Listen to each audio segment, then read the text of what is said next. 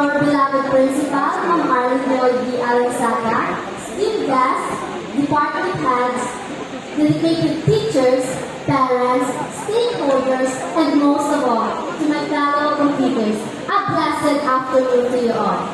I am Yari Rose Contado Velasco of Grade 10 Pacquiao, and it is an honor to deliver this message of gratitude on behalf of the Special Program in Sports SPS class. My fellow completers, the 4 years of being a junior high school learner are now over. As we look back on our journey, we see the countless hours of hard work, dedication, and perseverance that brought us to this moment. Each of us has a unique story to tell, filled with triumphs, challenges, and growth. I stand here before you today not only as a completer, but also as a student athlete who understands the challenges and triumphs we face every day. The student athlete life is not easy because you need to balance your studies and at the same time being an athlete. It's about mastering the delicate art of time management, sacrifice, and resilience. Some of you might say, kapos na nilaya kay SPS sila, but no! Being an SPS student is not easy. I say not easy because we wake up early to have our morning workout for at least 1 hour every day before we attend our classes. After dismissal in the afternoon, we meet again our coach and train for another hour or 2.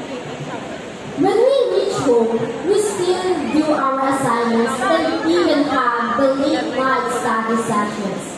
We also sacrifice some time with our family and friends going on outing just to have additional practice to bring home a medal or trophy for our school. Pero bisan mabudlay ang pagiging isa ka student athlete, worth it magyapon para sa amon ang kabudlay kagakapon because our journey is not just about our personal achievement. It's about representing our school with pride and integrity. And through sports, we were given the opportunity to learn new things, meet new friends, and travel and compete for free. And a privilege to be offered a scholarship grant that could help our parents. So, I want to take this opportunity to say, thank you, Halandoni Memorial National High School, for offering a special program in sports class. Thank you for giving us home for harness our skills, develop a competitive spirit, learn the virtue of humility in every victory, and a gracious heart in every defeat. To our coaches, who we consider our pillars of strength and inspiration in every competition, and the people behind our success, we are forever grateful. To our school head, Ma'am Arlene D. Alansaga, thank you for supporting each athlete's needs. To my coaches, Mai Hardinasa and Sir Catalan, thank you for pushing us to be a better version of ourselves. Your unwavering support and guidance have inspired me, both on and off the track. To our 4 excellent advisors, Sir Yur Pabiona, Ma'am Edna Carden, Ma'am Florence Depositario, and most of all, Ma'am Edwin Tugas, for the support and encouragement. To all our teachers since grade 7, thank you for your dedication, love, and understanding. To the PTA officers, thank you for all the support you have given all athletes in all our competitions.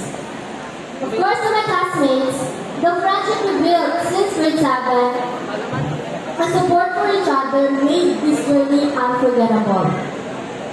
And to my trainer, Sir Irvin Carter, your dedication to me has been truly inspiring. Your belief in my potential has been a powerful motivator, and I feel so incredibly fortunate to have you as my trainer.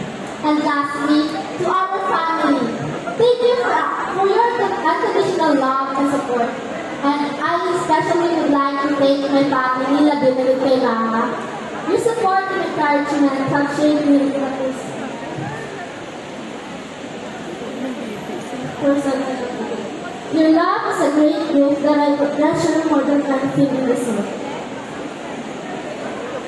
So fellow competitors, always remember this, that success is not just about talent or ability.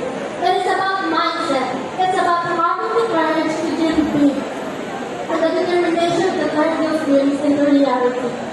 So together, let's embrace failure as an opportunity to learn and grow, knowing that it's not the end of the road, but just a stepping stone in our path to success.